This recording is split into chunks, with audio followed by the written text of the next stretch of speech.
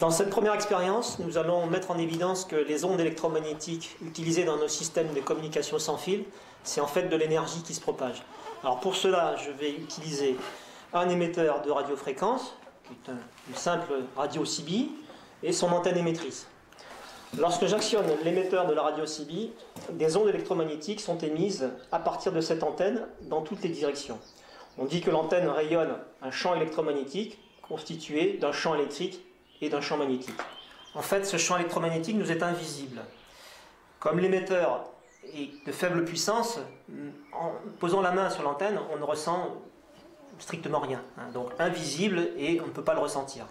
Alors ce n'est pas parce qu'on ne ressent rien qu'il ne se passe rien.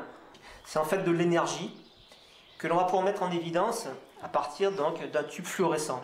C'est-à-dire si j'approche un tube fluorescent qui a besoin d'énergie pour s'allumer et que j'actionne l'émetteur, on va voir qu'à proximité immédiate de l'antenne, le tube fluorescent devient lumineux.